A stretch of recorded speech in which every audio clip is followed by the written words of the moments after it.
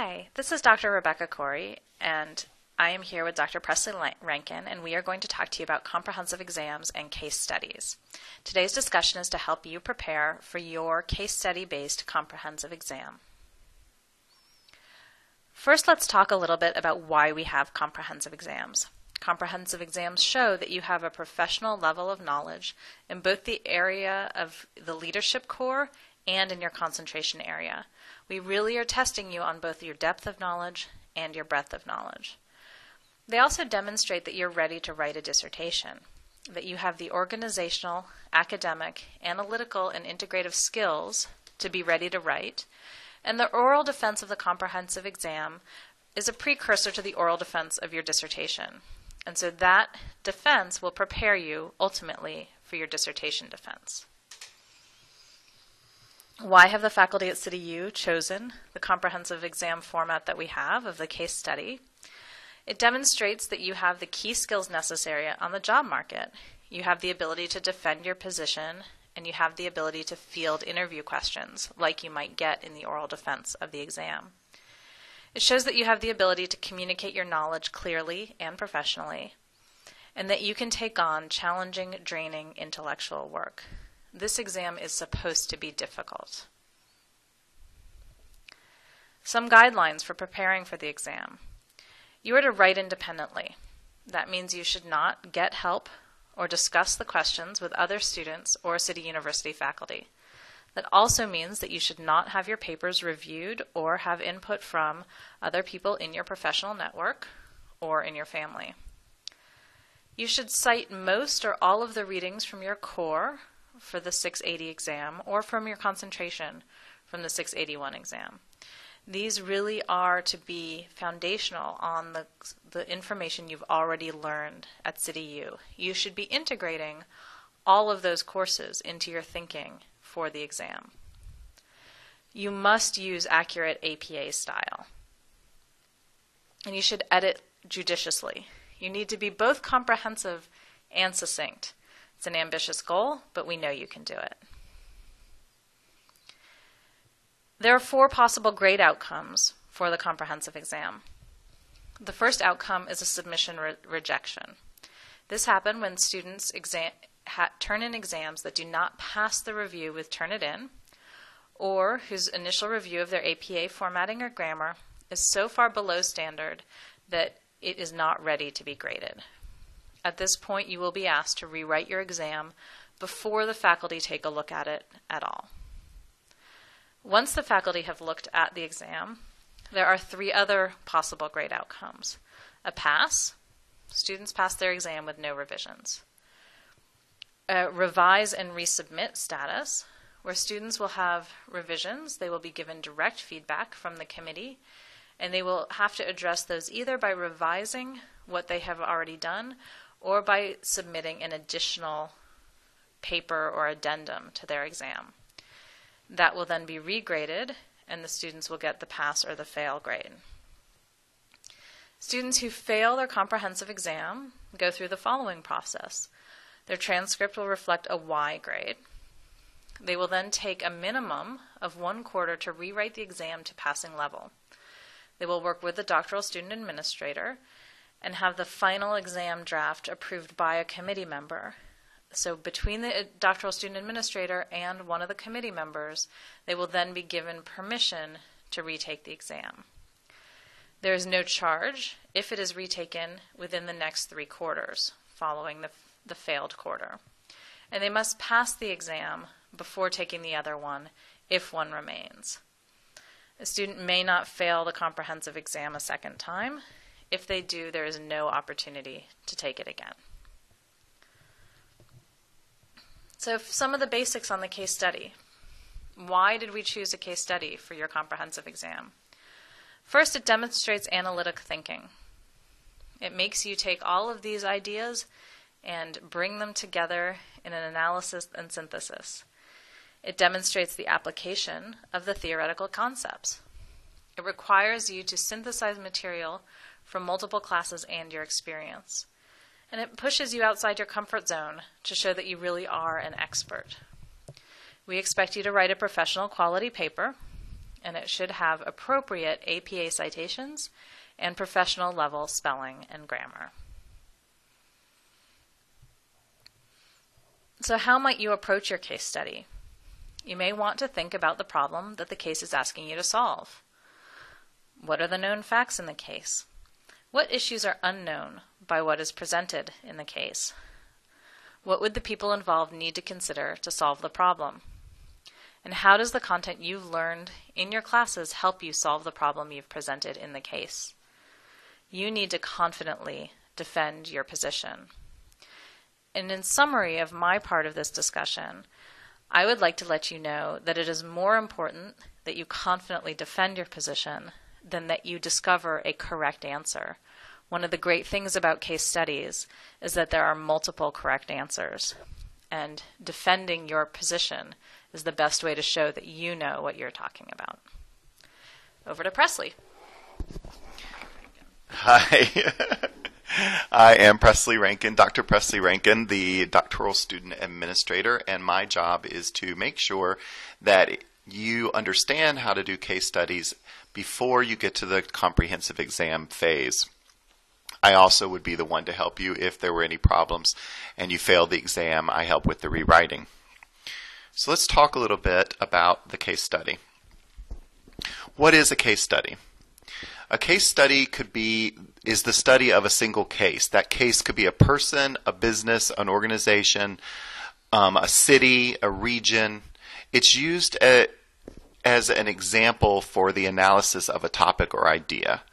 Case studies can be done as a methodology, but often they're done as what we have in the exam, which is you're presented with a case and you're supposed to write about that case and come up with ideas. The academic case study, which is what you'll be doing in your comprehensive exams, the purpose is to identify problems or issues in the case. You're then going to analyze the problems and find research to support your ideas. You're going to mostly draw from what you've already learned and read during the course of study at CityU. You're then going to create recommendations from the research for the case at hand. So for this first part, where you're identifying the problems or the issues in the case, one of the most common things that people try to do is make up facts. You don't want to make up facts. You don't want to create things that have happened for this company or school or whatever the case study may be that haven't happened. If there's something unknown, you can point out that it's not known, but you should not make it up. You need to read the case study twice, once for the big picture and then once for the facts. You then want to sort through the major problems and focus on what are the major issues and then what are some minor problems. Those minor problems could be connected to the major issues or they could be something small to the side of a major issue. You want to find evidence and background facts from the case. What are the facts that the case does tell you? Don't focus on what's missing, focus on what you're being told in the case. Look for causes, constraints, obstacles for the problems that you identify. This problem identification phase helps you to understand how you're going to organize your paper. Sometimes you may want to mind map, which is to put the issues down on paper and draw connecting lines to try to put them in some kind of order. You can also do this by creating an outline to get you started on how you want to organize the problems and present them in your case study. Here's an example of a mind map. In this situation, we are pulling the major ideas here that are in circles. We're then connecting them together if they connect together, or we're putting lines to them to show how the order we want to place them in. Underneath the circles, we put some notes about things we found, facts or other ideas that come to mind. And that kind of tells you about what the topic in that circle is going to be about and how you're going to use it. The second phase of a good case study is to analyze the problems and find research to support your ideas. Now, you're going to need to relate your problems to larger themes. So you try to organize the problems around what you see as the bigger picture. Is it a communication issue? So you might have several problems that are connected to communication. Is it a leadership issue? a leadership style or the method of leadership that the person is using in the case study? That might be an organizational theme. Or is it marketing? Is it the way the company is being marketed? It could be anything that creates a larger category that might be a section of your paper where you discuss these problems. Then find research that connects to the theme. Again, focus on what you've learned at CityU because you want to integrate those readings into your paper. However, you may also pull in other research that you find, but it does need to be peer-reviewed academic research and not newspapers or other sources that are secondary. Specifically, target research that also includes solutions to similar problems. So find research that has a solution to the problems you found or to a similar problem maybe in another company or in another field, but that could be applied to this case study. Here's an example of applying research. In this example, the things in orange are the integration of theory. This would be a paragraph in your case study, and it shows how you layer your research. The research needs to go into talking about the issue. Then that needs to be backed up with evidence from the case, followed by more theory from your research, followed by more clarity around why this is a problem for this company. So what you're relating to is you're relating to the problem in the case study and you're applying research to it. You present the facts from the case, but you also present your interpretation of of why it's an issue and how the research can connect to that issue. The goal of applying research in your case study is to demonstrate how your ideas are connected to what you've learned. Now, you obviously don't want to use your opinion as stated like I believe or I think or this is the best way to do it. You never want to give an opinion in that way. Instead, what you're really doing is stating your opinion by how you present the research. It's showing your argument to the reader.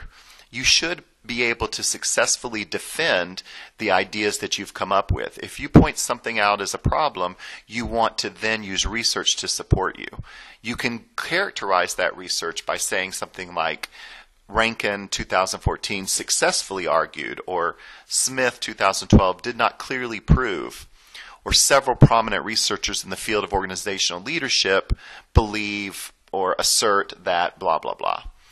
What you're doing is using the research to show that whether it's important, whether it's not important, and how it applies to what you're writing about.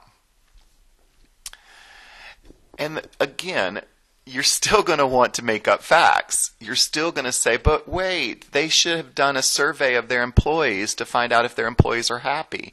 I didn't see that survey, so I'm just going to say they did it. No. Instead, recommend that more facts should be gathered. An analysis of the management structure will need to be conducted before Jones can apply Smith's theory of flat management. So if Smith has this theory that you think will work, but before that theory could be used, you need to find out whether the employees are happy or not, then that would be a recommendation that first you find out if the employees are happy, and then if not, you apply this theory. Remember to deal with the present, but you write in the past tense. So you're dealing with what's going on in the company. Don't move into the future. Don't try to project further out into the future. Write about what's going on right now. But remember, when you're talking about research, you do want to write in the past tense.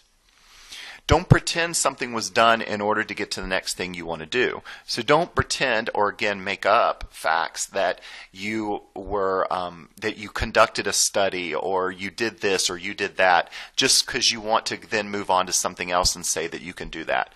You need to deal with what's happening right now, and if that doesn't say something's been done, then it hasn't. And remember, it's okay to talk about what might need to be done. And then you could talk about how to apply the research once you find out the information. You need to create recommendations from the research for your case. You need to clearly connect the facts from the case to the research. You want to organize your paper by thinking about what questions does the study ask you, what themes do the problems connect to, and then you want to use headings to organize the paper so that the reader understands what you're talking about.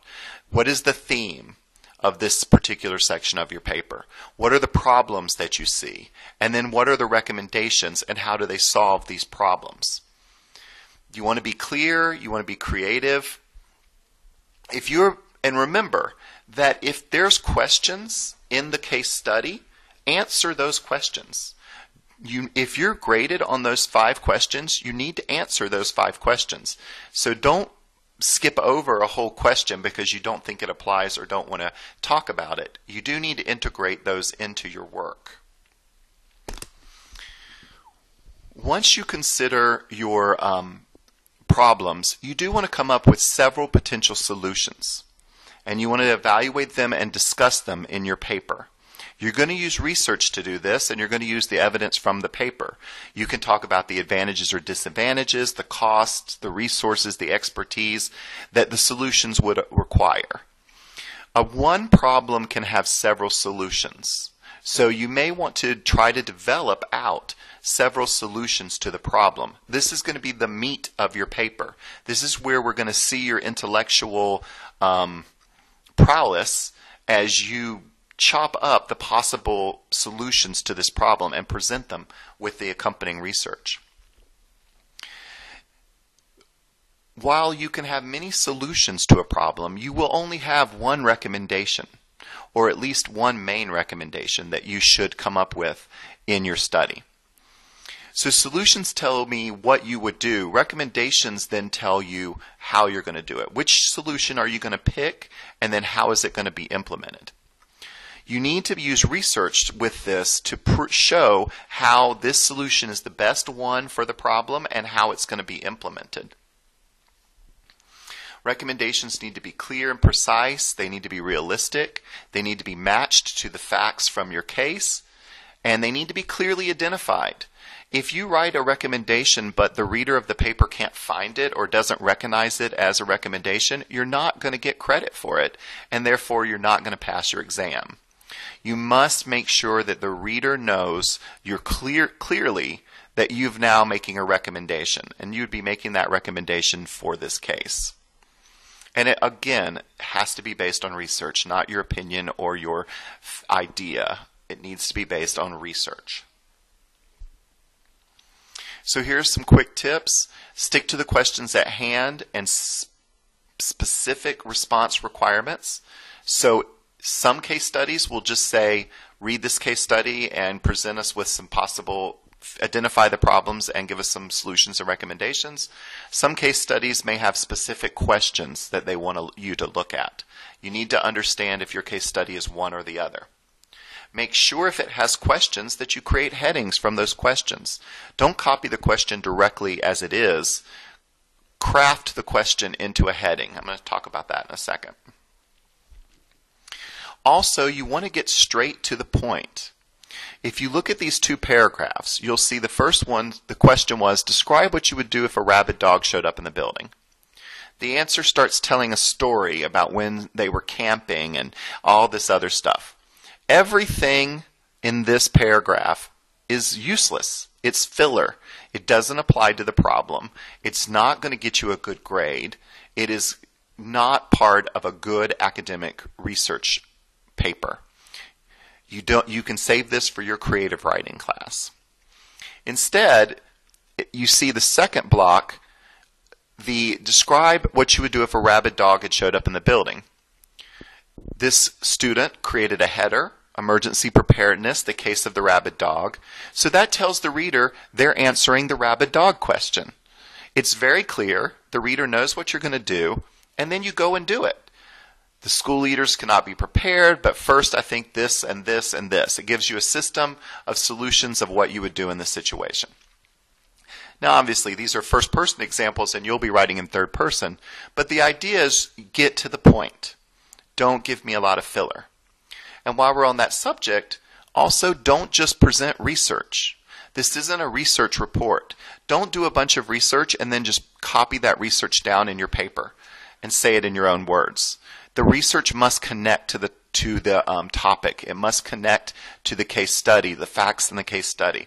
You want to organize it that way. Don't just present research after research after research. Tell me why that research is being used for this particular problem, and is it your final recommendation, and then how will that be implemented? Here's an example of what I was talking about. If there's questions in your case study, create headings from them. Don't copy the question exactly. You want to condense the question into the essential meaning the question has. Obviously, if the reader is going to understand, especially if the reader is a grader, which they will be in this case, what question you're answering based on the words that you're putting into the questions. You also want to identify when you get to the summary or the conclusion at the end of the paper so that the person knows that you're now finished with the paper and you're summarizing it. Okay, well that was it. Remember, you can always contact me, rankinp@cityu.edu, if you have questions, or you can contact the doctoral student administrator if I'm not around or move to another position. They will always be there to help you. Thank you, and thank you, Dr. Corey. Thank you.